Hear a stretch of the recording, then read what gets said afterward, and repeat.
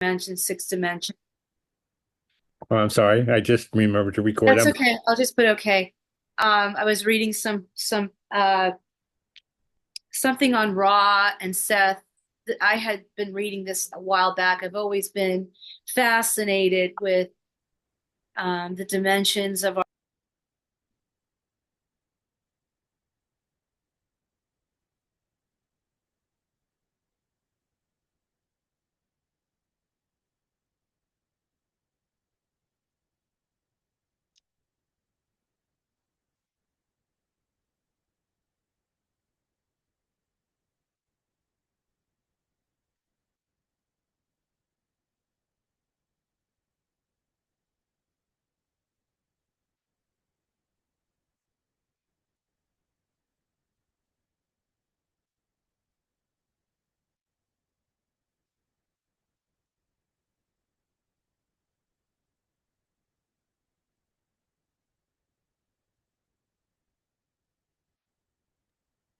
Oh, can you hear me now? Can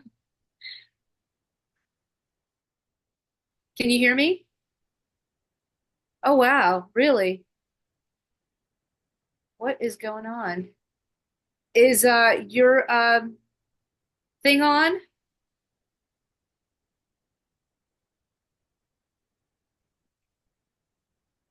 Why can't I hear you? That is so strange. Let me turn my phone off. I can't. Can you hear me?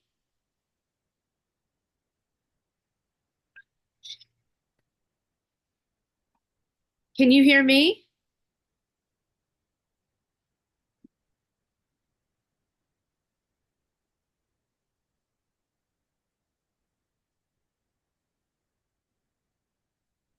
Okay, let's try again. Okay. Can't hear you. Mike, Yeah. Mike, Yeah. here, honey. Oh, thanks. Somebody was talking through these. Well, yeah. I guess I couldn't hear. Oh my.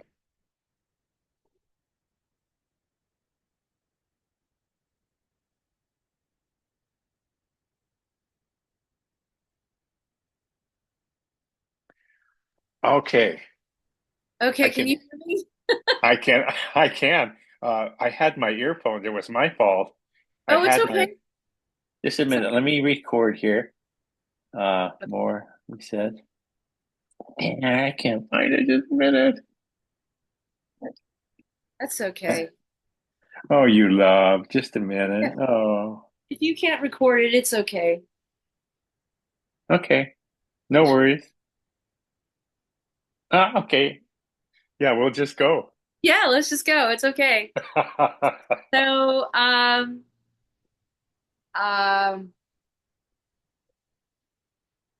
did you hear what I said before or not? I did not. I Okay. missed it. So I was what okay. So in the past, I was very much interested in consciousness and uh, the law of attraction, Hmm. and then today I was looking at Ra.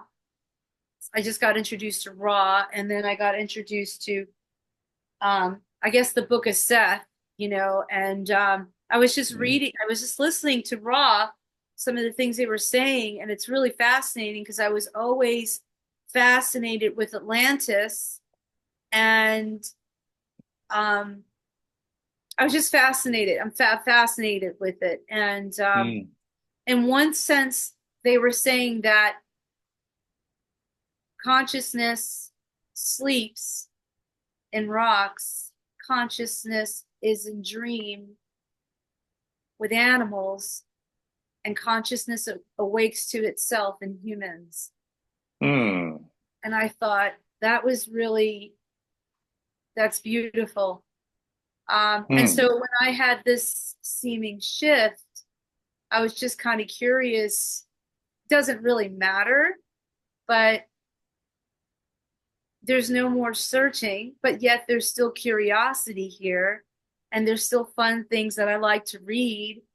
So, Mm. yeah. Uh, and then I wanted to share with you that when I see a tree, when I look at a tree, and stare at it long enough, it feels like the trees are going like this. They're getting wider and wider and wider, and I'm in it. And I remember when this happened last year, I had called Angelo, who's on this pathless path, as we would call it, and said, "Oh no, that's I didn't know what was going on." I said, "Am I going out of my mind, or it's?"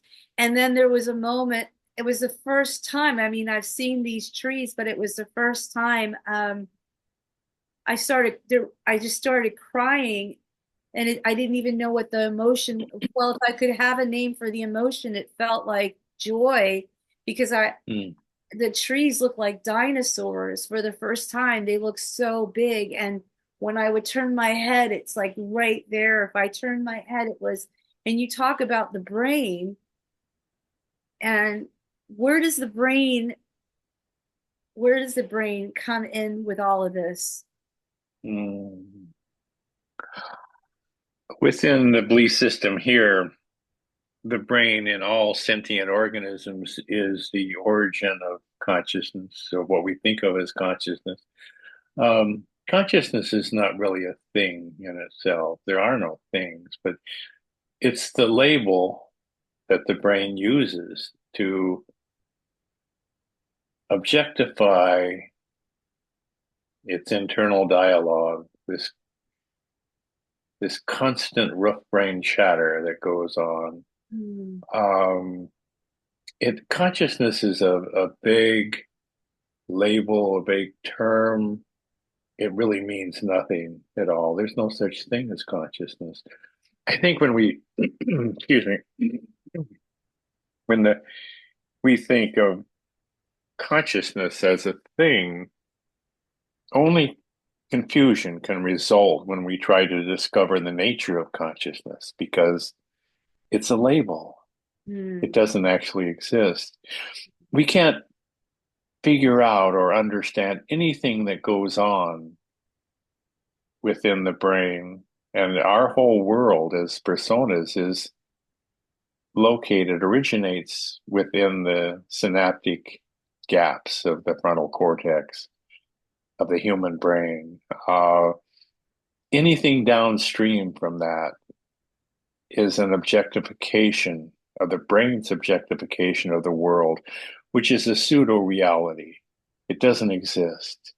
So Uh, with that being said, when you said that, mm, after this seeming shift really wasn't, I mean, it was just wasn't a big event or anything, but from memory, like this body just wanted to go to meetings anyways, go to Al-Anon meetings, and I can remember just sitting there and I just felt for the first time this mm, love, and I felt this like there's nothing to get anymore from it. mm, With no expectation. It was hard to explain. It was just, and it's still here. It's still here, and it's always been here. The thing mm, that I had a hard time with was the words. The mm-hmm. words didn't make sense anymore. And when No. people share, I would say, well, I didn't see them as victims. I saw them as free. And that Mm, that that was kind of difficult. But yet it was difficult, and yet it was there. It was okay. I couldn't relate anymore to even a higher power. Um, mm, but it's true for them. Like there's this sense of letting mm-hmm. it be for them, and it's beautiful. But there was no more. Um, I couldn't even relate to the courage to change because who's changing? Do you know? Like, there's Yeah, no one yeah. changing. It. Oh, I wanted to share that with you. Yeah, I had. wow, it's true. Um, the world doesn't change. It's just the brain's perception of it changes profoundly. I woke up in a different world that night, that morning in Las Vegas. It was so beautiful, and so it wasn't perfect. I mean, that's just another label, but it was just as it was. I believe through us, the universe gets a fleeting glimpse of its own wonder and beauty, and it gets to know love, gets to, um, the dinosaurs had no love. There was no love in that world. Only with humans does this love emerge in the universe, and only through imaginary separation, which they try so hard to get over or get around. Only there does love exist, only in me and other. Um, it's so beautiful to be human and so temporary. It's just a flash. Um, it'll be over before you know it. Mm. Uh, but while we're here, look around at the beauty, like you said, of trees. I looked down into what is named Strawberry Canyon, and it's a canyon that full of oaks and pine trees, very dense, meanders down to the ocean. Um, used to walk there. So beautiful. Have you? I don't know if you've been to the redwoods or not in California, or Yosemite, or the Tetons. The United States is so beautiful. The world is so beautiful. Mhm. My son met a beautiful years ago. Met a beautiful lady from Iran, and he thought Iran, like myself, was kind of desert-like. And he was talking to her, and he said, "What's Iran like?" She said, "Oh, it's so beautiful, Dad. There are mountains and streams." And it changed his whole idea of Iran. The whole world is so beautiful. You look on the internet and you see things that are just breathtaking. Mhm. Um, but the beauty isn't isn't the world, it's us. Mhm. There's nothing beautiful about the world, really. There's nothing there's nothing beautiful about trees. You're the beauty. Mhm. Your perception of the trees is fluid, amorphous, unrecognizable. Mhm. We can't draw conclusions about what the brain experiences. I think it's playing. The brain likes to play. This brain likes to play with people. It just Well, likes guess to what? play. You and I spoke yesterday, and we were talking about lucid dreams. And this morning, Mm. I was lucid dreaming. And in Ah, the dream, I said, "This is not a dream. It's not a. I mean, this is not real." And every yeah. time I said it's not real, it's a dream. I woke up. The body woke up. Oh, It was amazing. really? Yeah. Uh, I never heard of that. yeah, and it might have been. Who knows? Maybe just a collection of our conversations might have transferred there. Um, who knows? It doesn't Well, even we don't know. no, we don't. It can't. Nothing can be known. Mm-mm. You're free falling into a vast unknown unknowableness. Yep. Um, I think that that's terrifying for most people. They want to have something to hold on to, something solid in this ocean of thoughts. There's nothing solid here. There's nothing to hold on to. Mm.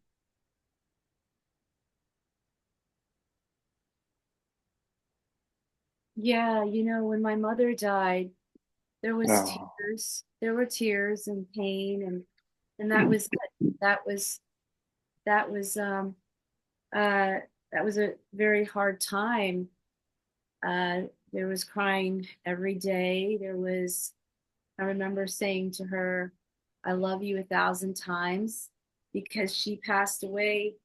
She had a heart attack and she was in the hospital, and she couldn't see me. Or maybe she could, I don't know, but she was in a coma, and I told her a Mm. thousand times. I said, "I love you, I love you." And then I said, "You can go now, you can fly," No. and Boy. where was I going with that? Yeah, and then late months later, there was a recognition and a noticing that she really didn't die. just her story did. Her body did. Her body died, but everything Mm. else about her, her essence is still here. Well, she's here in the sense that she never was here, really. She was a unique brain full of memories, of persona, a hologram of memories, some sad, some happy, some wonderful, some not so wonderful. Her brain created this a unique world that never was and never will be again. Your image of her is the image of an image, and it's just as real now as it was when you were a little girl. Um, it's the idea that they never leave is true because she's still that memory, all those memories, and those are always here, and they'll be there until you die. Mhm. My wife's mother died 30 years ago, and when I talk about her, she cries. She sends flowers on her birthday to her grave. Um, I think it's the idea of this objectified memory is so beautiful. That's where love comes from, is we have an image of that person or that pet or that whatever it is that we're separate from. And that's the only place love exists. Uh, and that's so beautiful. I love my grandchildren so much, but I know they aren't real. I know there's bodies. There's beautiful little bodies. Well, there's two of them are grown up now and have jobs. But all they are, or all they ever could be, is the memories I have of them. For me, that's all they ever could be. To me, it makes it so much more beautiful. Um, it's a hard pill to swallow that the people we love don't actually exist. Um, their bodies do, but the person doesn't. The persona is a mask. It's a collage of memories. Um, that doesn't diminish it. I'm sure she was a wonderful mother who brushed your hair when you were a little girl and made sure your lunch was packed and all the hundreds of thousands, millions of things a mother does. Um, tuck you in at night, bathed you when you were little, held you when you cried. Um, that's as real now as it ever was. I think there's a great blessing with this realization that takes years to get used to. 10 years, spark bench time. You sit and try to get used to this new world. And it's it's not the new world, it's just a different perspective of it. And it's also part of this shared dream of separation. We are the brain shared dream, and enlightenment is part of that. This is just a different view of the world that minus the existential angst and the need to search for meaning. Hmm. That's beautiful. You're beautiful. Oh. You can't see your own beauty because you are it. Hmm. You're not separate from your own beauty, Hmm. but I can see it. Others can see how When I magnificent. when I Go look at ahead. you, or if I look at especially babies or and animals, when I look at Mm, them, I just the heart just expands and I feel there's like a feeling, a sense like a child like comes oh, through. of joy and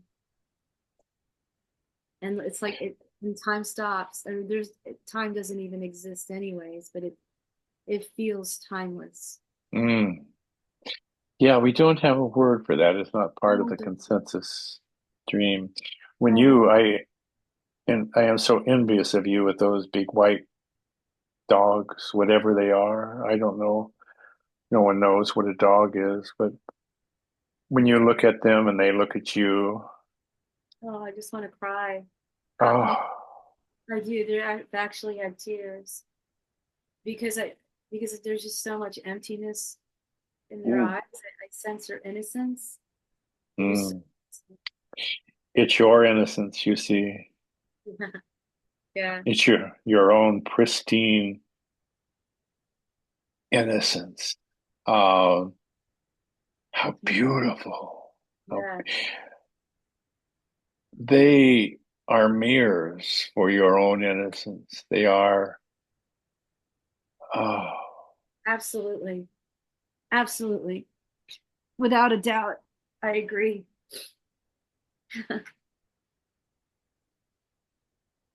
I Yeah, can't imagine what it's like to have them and to be around them, love them. Um, they're not my dogs. That dog that you saw in there, they're not really mine. It's actually ah, my ex-boyfriend's. ah, He's my good friend now. We're best friends, and he allowed me to have a relationship with that pit bull for 13 years. oh Ever my since. God. What a gift. Yes, yes. Well, they're still your dogs. It doesn't matter who has papers on them or the bond you had and have, the innocence that you saw, the play, the kindness, the joy, um, the protectiveness. I would hate to see someone bust into the house where they lived. I think they would be very protective. I don't know, but they are beautiful, and you are beautiful. So Um, I wanted to bring up some quotes from your mm, book that I love. God, mm, so juicy. I love it. juicy. Oh, You wrote, oh, so much. No such thing as enlightenment. Yes, been able to see mm, that. I agree with that. Fundamental shift the human brain can experience the most universe that differs from the norm. It embraces the entire human spectrum of human condition, it pain and joy. Beautiful. It releases into the natural flow, unclouded by personal intent. mm, It releases, it relaxes into the natural flow, unclouded by personal intent. It's almost like, yeah, that's beautiful. It relaxes into the natural flow, unclouded by personal intent. mm, You know, in the Course in Miracles, one of the first lessons it says, which really is everything and yet nothing, it says everything you see here is meaningless. And I mm, find and I find when I really feel and sense into that's just so freeing because this makeup for so long, for a seeming long time, when there would be meaning, put meaning into things and people, there was a lot of suffering. And mm, to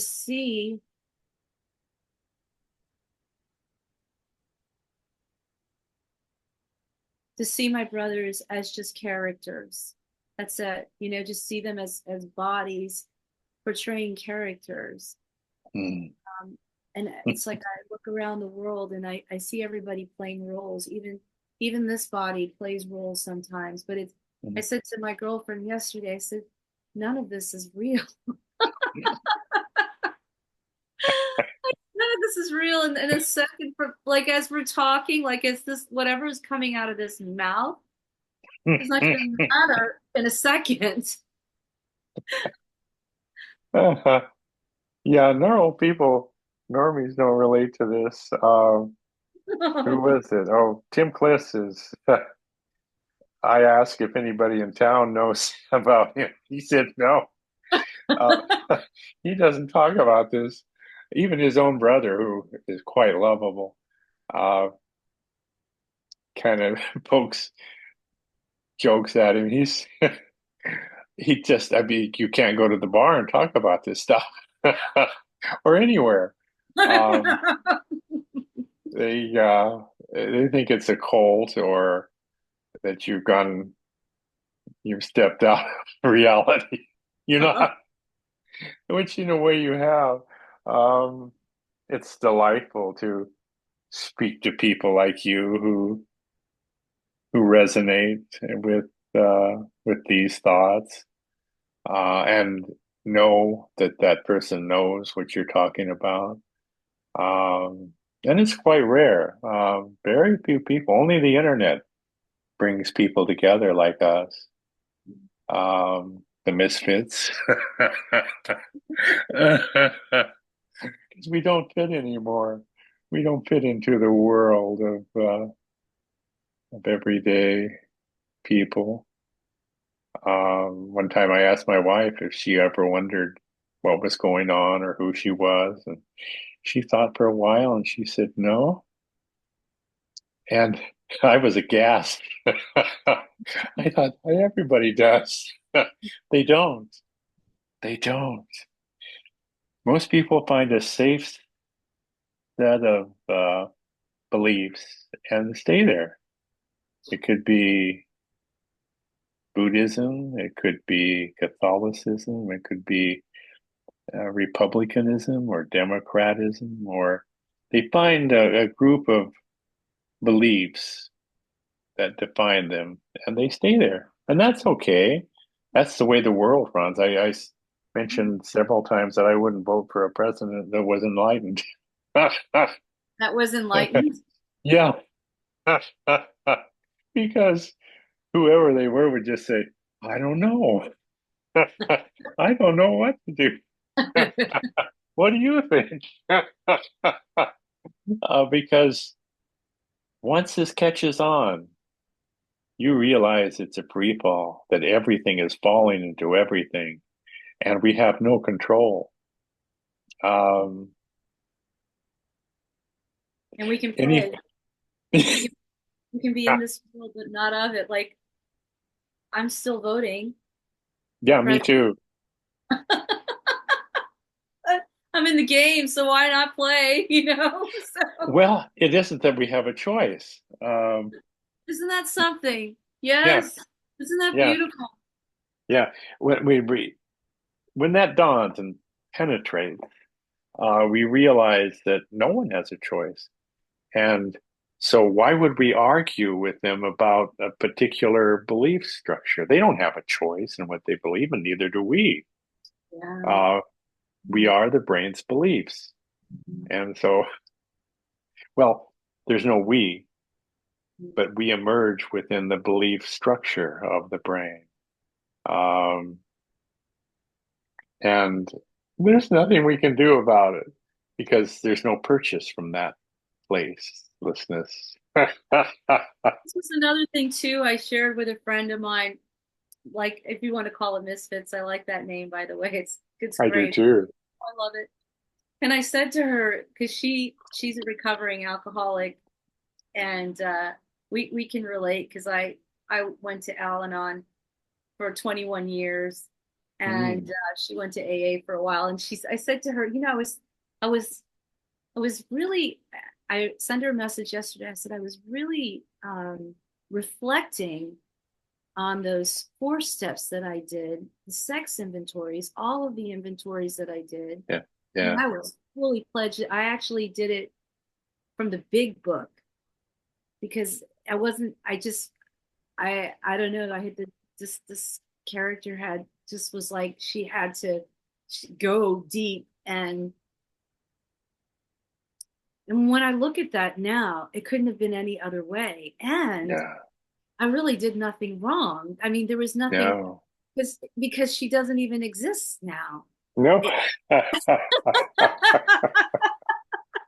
it doesn't exist. Yeah. So there's where's the problem? What's wrong? It's innocent though, right? It was beautiful. Truly, truly. I sponsored a lot of people in AA, and I would listen to their stories and look quite involved. And at the end, I'd say, there's one thing you haven't told me. There's always one thing that they would never would tell another person. And oh no, I've told you everything. No, you haven't. And it's always the same thing. Um, and I found out, and we had a very small group of people in Big Bear when I was at a mountain resort when I was there. So, and I was the only one that had anything over 3 years. So, I would I would sponsor women, and you're not supposed to do that for obvious reasons. But I'd listen to their stories, and I think, oh my God, they're just like men. They have the same desires, the same urges, the same regrets, the same shame, the same guilt, everything. And that opened up the whole new world to me, realizing that we're all the same. Nature's prerogative is to reproduce, survive, and reproduce. And somehow I find that sublimely innocent now. Mm. People just natural. Nothing was done by choice. It's drives, natural drives and natural emotions, natural reactions. And that's where the Uh, relaxation came. As oh, That's where the relaxation came, and I was like, oh my yes. God. And then when I looked, behind the fear thought, there was absolutely nothing back there. And it was just so like I was like, oh my gosh, Tim Kliss said he had a hard time, like you said, talking about it. I don't go around talking to people like I'm Mm-mm. talking to. I can still be in the world, flight attendant role and perform, but I could also see the untruth. Actually have coworkers that one woman, she just keeps going on and on and on and on and on and on and on and on and on about complaining about this one and that one. I'm just looking at her like, okay, because I don't see a problem. It's just identified with the thought pattern going on, so Yeah, it's yeah, yeah. Oh, yeah. It's I love that. What is it's a merging. It feels like merging. Of course, we can't merge, but um, yeah. it feels like puppy play to me. The whole thing, um, everything. I haven't seen angry people since I don't recall seeing I see frightened people. Um, but I haven't seen mean people. I see children reacting. I see innocence. And also I see that in myself. I don't know if we see one first or what happens with that, but this innocence of everyone, no condemnation, no, Yeah. um, bank robbers rob banks. They can't help it. uh, um, everyone Even is, go ahead.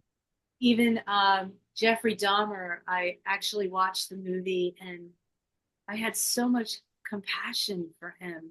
Oh, I know. I Oh, I mean, he know. just wanted to be held and loved and his story. And I mean, I'm not mitigating what harm that he had done to the families. Of course, I had compassion. I have compassion for both sides. It's like I can see when I watch a movie now, I can see, but I see myself in both characters.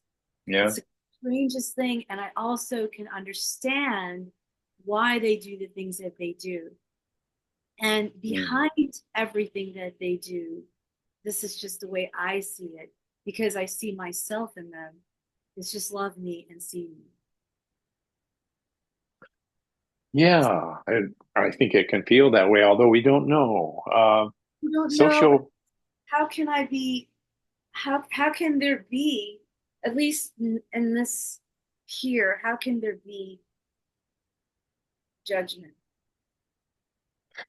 There isn't. judgment tends to disappear, but a profound unknowingness seems to concurrently arise with that. Sociopaths are different. They don't seem to feel shame or guilt, and maybe the only way they feel alive is doing something that would be abhorrent to normal society. I think we mentioned the mother chimpanzee who taught her daughter how to coax babies away from other mothers, and then they'd take them off into the forest and eat the baby, kill the baby and eat it. And that sounds abhorrent, but there wasn't choice in the mother chimpanzee, and I'm sure her daughter will continue that because that's what she's learned. Or maybe she had a predisposition to sociopathy. I don't know. But there is that there amongst this huge mixture, there are individuals who don't feel guilt, and maybe they have to feel these things that they do make them feel alive. The guy who climbed El Capitan, which is a sheer granite cliff that goes up forever in California, it's a huge mountain, but it's a sheer cliff that goes up, and it normally takes people 2 days to climb it, and then they sleep overnight in hammocks on a sheer cliff. But there's a man who climbs it without ropes. He free climbs Hold on a second. Hold on. Let me just get this real quick here. Hold on. Ready? it. Haven't forgotten. No worries, no worries. Okay. Okay, but he climbs this mountain with no ropes, and he's going to fall someday. But he has to do this to feel alive. Um, he is lacking fear, but when he's in a place like El Capitan, um, 1,000 feet off the ground in a sheer cliff, he feels alive. My son skied with a young man like that. Crazy. He was just a crazy kid. And he died. He was one of the famous people who helicopter dive off of a high mountain and shoot down. They don't know where they're going. It hasn't been done before. And they shoot over rocks. And he did that quite a bit. He quite became famous and he died. The cliff guys who dive off of cliffs that's the way they feel alive because they don't feel fear like everyone else, but they feel alive when they're doing that. So human brains, there's never been two alike in the history of the world, and never will be. So unique and so beautiful, like beautiful cut gems. Um, Among those are a certain amount of sociopaths and a certain amount of uh, people who don't feel fear. I think nature tries everything. Evolution tries combinations to see what works the best. And if it doesn't work, we need the fearless ones. We need the warriors who will go out on the front line and have bullets whizzing by them. We need them. We need warriors. We need mothers, the gentleness, the lovingness. Uh, Society is just a hodgepodge of combinations that have evolved over eons. That's quite beautiful. to be part of that.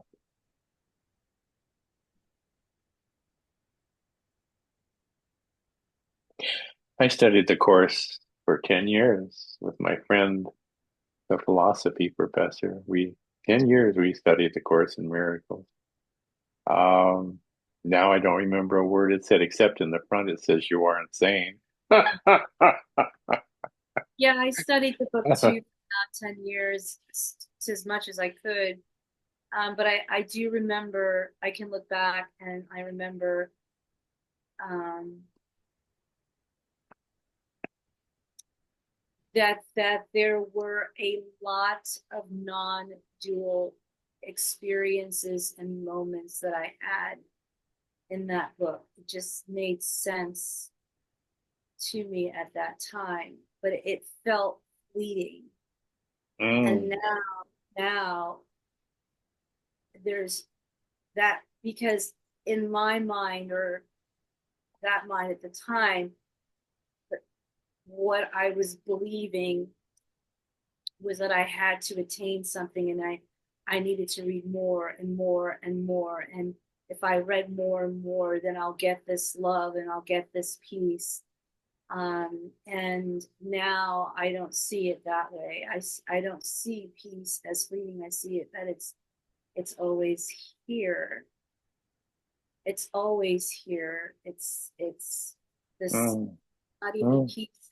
It's there's just no, it's a wordless, um I guess, discovery, even though I don't feel like,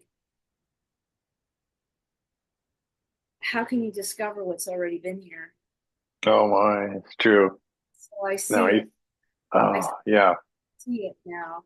I don't ever say liberation or enlightenment or any of that. I just say there's a seeing clearly. Just oh, it's right here.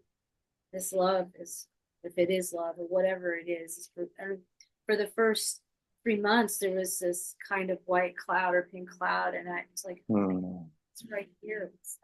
I would call it beingness, but even though, listen, we have to communicate as people.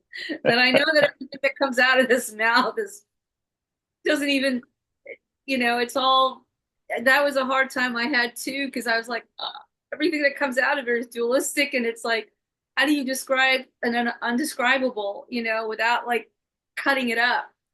Mm. And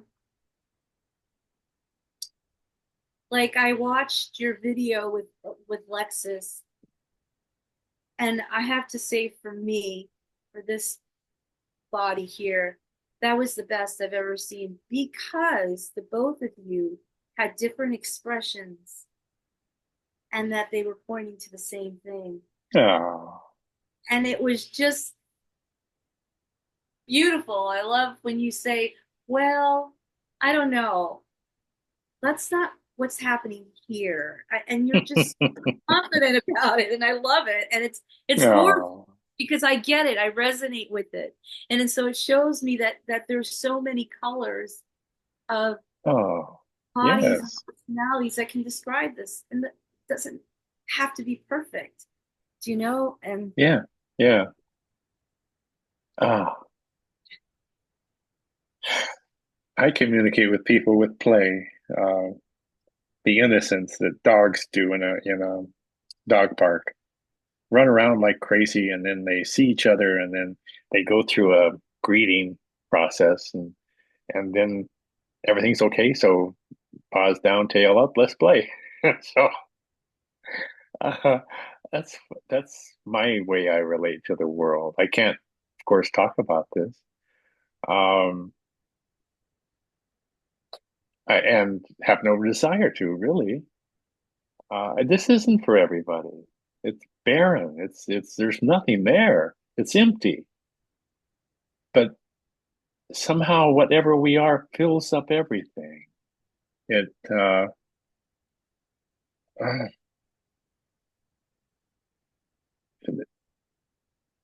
the brain here loves the world, both the imaginary and the physical world. Physical world is impartial, indifferent. Not even that. It's beyond anything that we can conceive. It's just stuff, rocks and water. But our impression of it, the brains, objectifying brains' impression of it, the beauty is not there. It's really here. Hmm. As this starts, the light reflects back into yourself, and you realize that you are the light of the world, a very unique and wonderful world. You light up the world.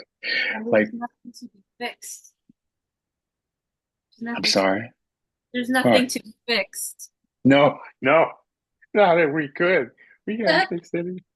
Yeah, Yeah, as if we could fix anything. yeah. Um, So, yeah,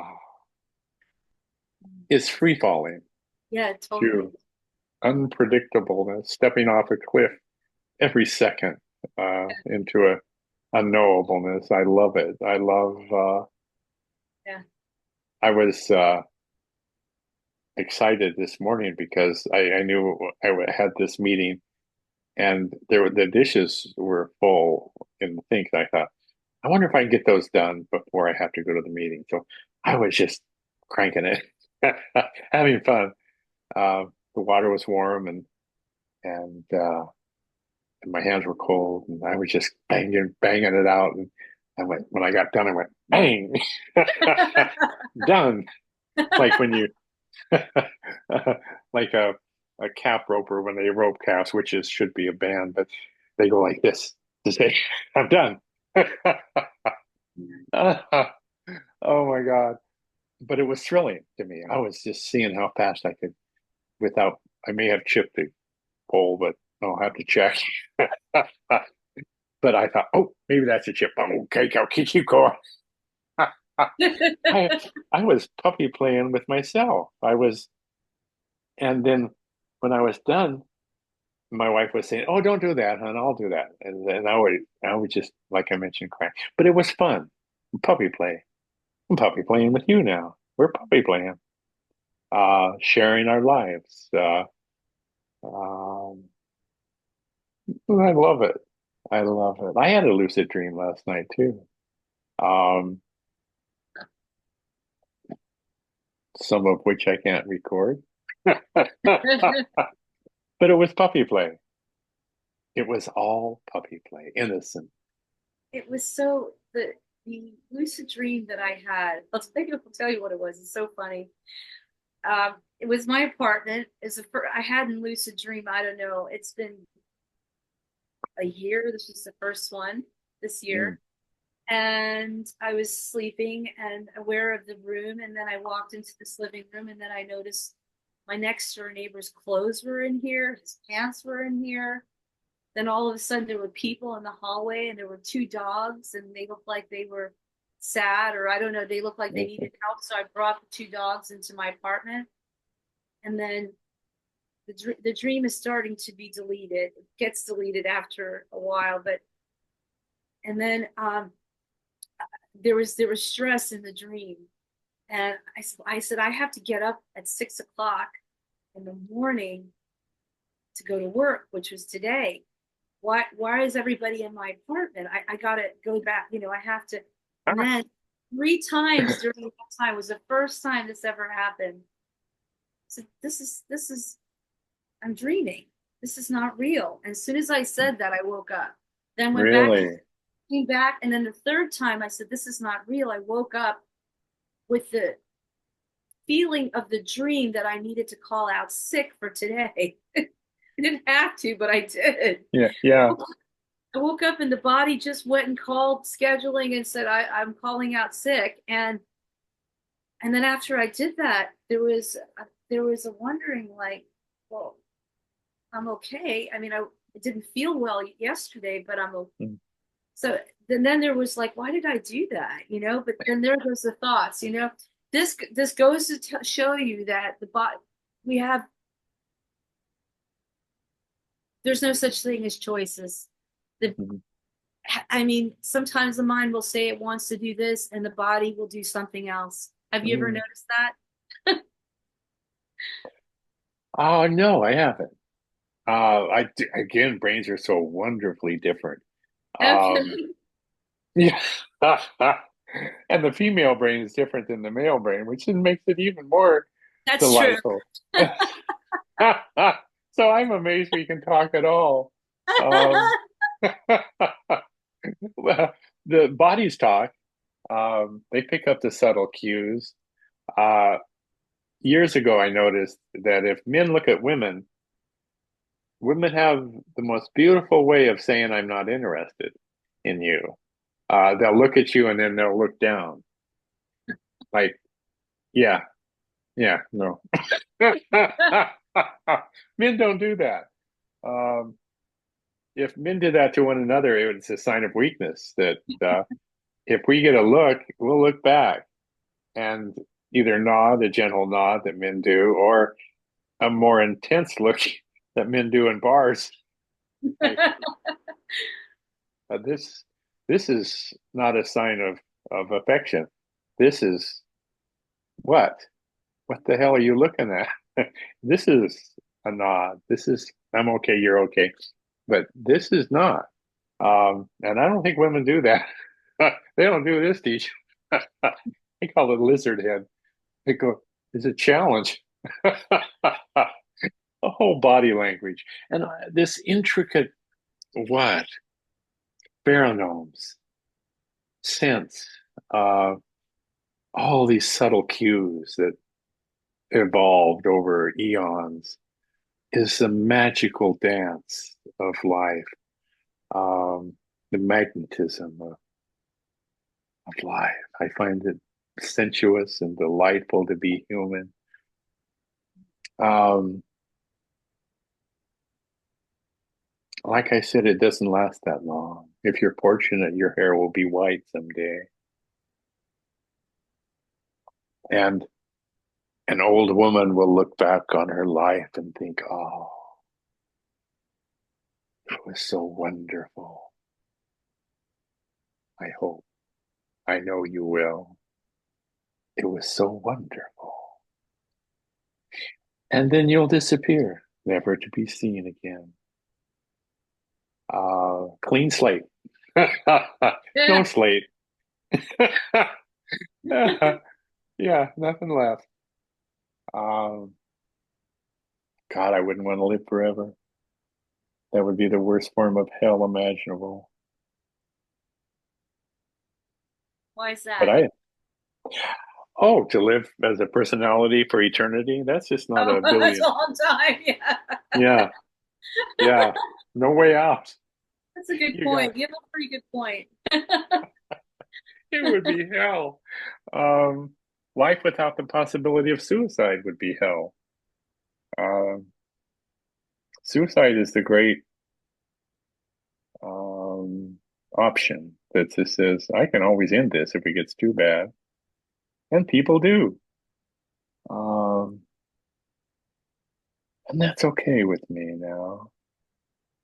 If the pain is too great and lingers too long, and depression is so depressive, so awful. But I love life so much. The people I've known who have committed suicide, I wish they hadn't. I miss them, but I know they never existed either. So there you go. I think your brain of moving back and forth between two realities was was just showing itself that it can live in two worlds at the same time. And you are right now. You're living in the real world. You have a job. You have to interface with people, some above you, some below you. Um, you have to. That's just the way it is. And you have this other world, this inner freedom, this inner joy that most people will never experience. Um, Yes. and that still makes me sad that people can't see their own beauty. It still does. I feel it. I feel that innocence when I'm around Bocce or any dogs. I feel it really full on my own innocence. It almost feels like I'm really in touch with it when when I'm rubbing their hair, I look in their eyes, and I say, "Love you. Love you. I love you. Can you see me?" And Oh, I'll just sniff them, and I'll just look into their eyes and say, "I love you so much. You're so oh, cool." oh, And I can feel it, even just saying that. Like there's an innocence, and even birds. I have feeders. I take a tray of seeds out there, and it's in the back of my. And I just love seeing those fat little doves, and they go cuckoo, yeah, coo. yeah, yeah. I just giggle. It's like so cute. I want to pinch them. Oh, yeah, so beautiful. Um, but again, the beauty is you. You are the place where the beauty reflects and reverberates and it's alive. It's because it's your beauty. It's the beauty of being human and with this imaginary separation. Um, me and the rose. I had a hospice client who I had for 2 years. He had Lou Gehrig's disease and very slow process. And in the back of his yard, he had a rose called Mr. Lincoln. It was bright red. It was the most intense red. And we would wait for that rose to bloom in the spring and I'd take him out in his wheelchair and we'd both watch the rose, look at it. Mr. Lincoln. But again, my love for him and my love for the rose is me. Not in a grandiose way, but in a way that we're a closed loop of self-referential memories. No one can get in, no one can get out. Somehow, language, we can hear each other's song across the canyon. That's how we communicate, like you said. Hmm. It's By another. language.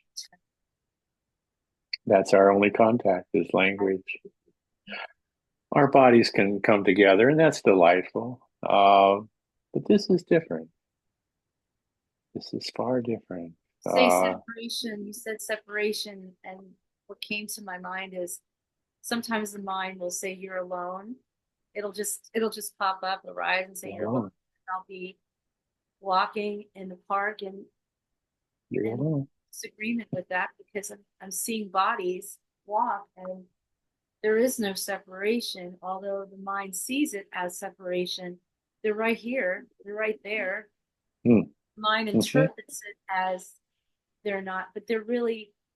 And when I go, sometimes when I'm in a store and I'm waiting to purchase something or I'm out in the park and there's people, that's what seems to arise is that there is no separation. The mind interprets it as that, but then there's another seeing that we're not, Mhm. never have been. There's no separation between me and this or this purse. There's no separation. But the mind, like you said, this is a purse. Purse is over there, but I don't see it as being over there. I see it as here. Like the walls are right here. There's no separation between this and this. It's right here between you and me. But what is you and me? Hmm. No separation here between us. Then there's an interpretation that there is, and then there's a part that I see. It's hard to put into words, but I see no separation with what we're doing. We don't even Hmm. have to be together. You're even your wife; she's in the other room. There's no separation between me and her. She's there, but do you know what I mean? Hmm. Um, bodies bodies are separate. Physical entities are separate. The person doesn't actually exist. So, of course, something that doesn't exist cannot be separate from one another. Um, the person here, the persona that the brain fabricates, um, Wow. It's a mirror. It's a mirror that collects light from other personas. One man or woman alone is no man or woman. We cannot exist alone. They shows where they put people alone and in a contest with each other can stay separate for about 30 days and then they start to go a little insane. We need other people. We are other people. So I think the persona is a mirror that collects light. This is just what trying to draw a picture of the ocean. Um, the persona, is a mirror that collects light from others, and that reflective light creates a hologram, a dancing hologram Mm. in the center of the conceptual storm and the memories. It's essentially empty in the center, and the person is mistaken, the persona, by the brain for an actual entity, this sense of self. Mm. And others add to that light. The light streaming in from others is what creates this persona. Your mother is a big amount of light in your persona and will always be till you die. The people you're closest to are more light and add to the persona more. I'm kind of winging it here. I've never said this before. Um, and it's a flickering image on. It's not on a screen. They talk about that a lot. It's just a hologram, Mm. uh, and through that, the brain sees the world, and the brain can see through its own charade. And when it sees that, it becomes delighted in it. That's what enlightenment is, I think. Um, the sheer joy of being, just simply being, Mm. and the wonder of it all. Mm.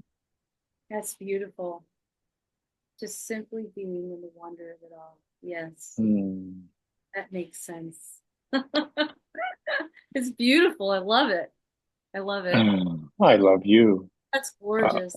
Ah, beautiful. um, I I think women have to be careful. Women sages have to be a little careful. If you look at people the way I do as an old man, if you look at men the wrong way, that through these eyes of innocence, they can see it differently. They can interpret it differently. And especially when you're a beautiful young woman, you have to be a little careful with men, I think, I know. because the body language gets confused easily. Yeah. Yeah, it occurs to me when I'm talking to, I'm not going to mention names, one fella. Um, it's not flirting, it's just Yeah, simply being. yeah, I know. And he Yeah. mentioned this, boy, I love your energy, Oh, and then I kind of like yeah. cut off from there because I don't want to uh, Mm. uh, I don't want him to get the wrong idea. He's so much younger than I am, and there's no. But I hear what you're saying. Yeah, there is definitely trepidation and a little bit of awareness of, Good. yeah. Yeah. Well, that's natural too. You have, as a female, you've evolved all the cues, subtle cues. If you are interested, the body will know how to react. Uh, Mm. Women do have a funny, beautiful look on their face, like, and then they'll look away, and then they'll look back. Have you ever seen Lisa Carnes?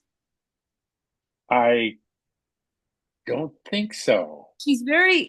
Probably a lot younger than me, but she's a non-dual speaker, and Amazing. she had to draw some boundaries on the internet. No, I can imagine. Yeah. Yeah, Gangaji has that trouble. She's beautiful. And Catherine Ingram, who you Yeah. don't see much anymore. See, Um, beautiful. Byron Katie, cutest oh, little thing. she's She's just charming. oh, Oh, your energy reminds me of hers. I mean, you're ah, but sweet. she's have that kind of loving energy. It reminds me so much of her, and it's appreciated and it's innocent, Oh, seen innocently. Yeah. yeah. I've never seen her or really listened to her. Oh, Uh, I'm sure she's very powerful. The work always kind of the methodology process kind of leaves me flat. Although some, I know that some people resonate with that, and that's okay. Um, the we went to see with a group of friends. We drove down to La Jolla to see Eckhart Tolle, Catherine Ingram, Jacobson, two others that I forgot. But Eckhart Tolle just left me flat. Just and the power of now, as you hear so many people who say that changed their lives, and I believe them. But to try to get to the now to me seems the only exercise, like saying "Who am I?" over and over, um, will I think eventually confound the mind because it gets nowhere. It can get nowhere, and hopefully that will befuddle it to the point where it become exhausted. This is the only advantage I can see of following a path. All paths are in the dream. yeah. Uh when this shift apparently happened, um, my perception. every, People asked me like, what changed? I said, well, nothing.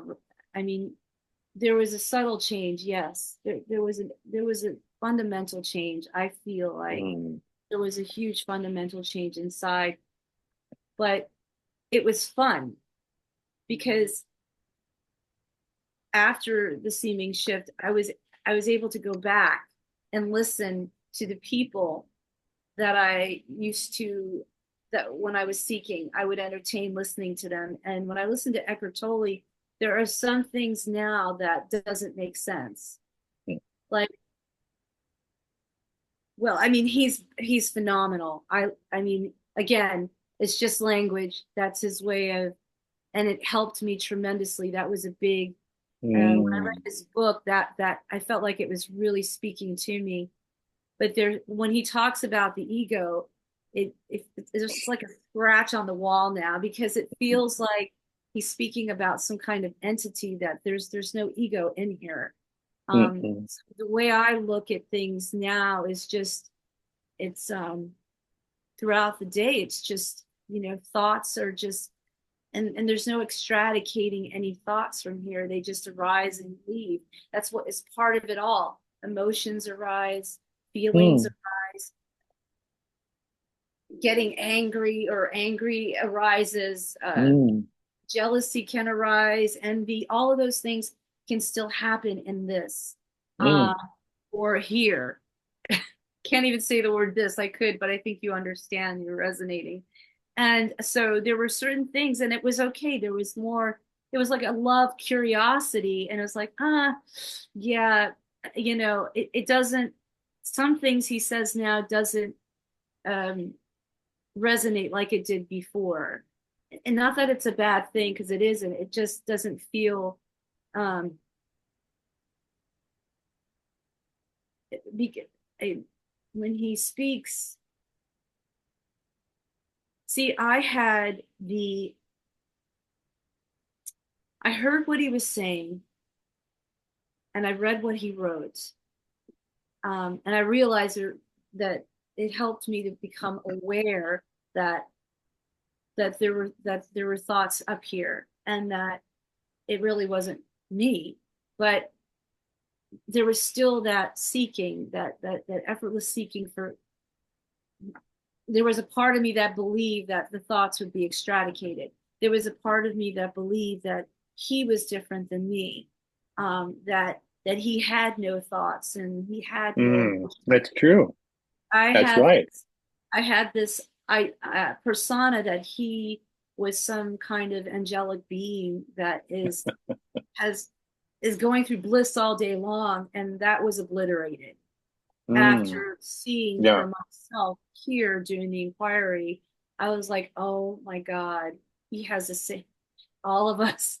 There is no, it's just, it's very natural. It's just Uh, right there. It's, um, and I just don't like the word, personally, I don't like the word ego anymore because I made it, mm, there was such a making it out to be something that was supposed to be destroyed or some entity that was never in here. So mm, I see life as the change is just seeing, I mean, it's relationship between uh, me and thoughts all day long, and disidentifying from thoughts that are, because the thoughts are innocent. There's mm, there's nicer thoughts, there's lighter thoughts, and then there's some thoughts that are not light. And to see them as just appearing and it being not real, like mm, thoughts will say, well, this person's gonna, it has assumptions, it has, it's not true. A lot of it is, most, I would say 100% of it, all of it is not true. It's just not true. And it's conceptualizing and it's all of this. mm, But do I still use thought? Absolutely. I mean, I thought there, I guess, is good for, you know, cooking food or creating something, or, you know, mm, when I'm driving, is there thought to driving? No, not really. I mean, to a certain extent, remember I got to be there, but the body just goes. I have a stick mm. shift and I don't, Yeah. there's no thinking when I'm shifting. It just does it. So that's the difference. I see a huge difference between this body and the thoughts, and then the whole character, Mm. the No, I see endurance. what you mean. Yeah. My favorite teacher for a long time was Jan Cox, a kind of an obscure teacher that most have never heard about. But he said if you can put it on the table, it's real. And I say if you can measure it, it's real. And there is a relative truth, in quotation marks, about things that have a physical counterpart, like rocks and trees and water.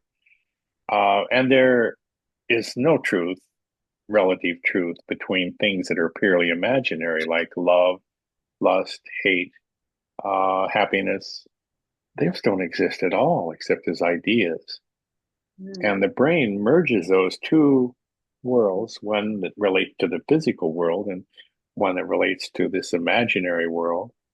And it conflates them into or combines them into a amalgam of hodgepodge where nothing makes sense except relative to the physical reality. There we can channel water to irrigate our field, um, but we can't channel love because it doesn't exist. It only has an idea. Um, and it makes it very confusing for seekers when they try to get into the now, for instance, and there's no such thing, no matter what people say. Yeah. You can't put it on the table. And who would get there anyway? Right. Uh, oh my God.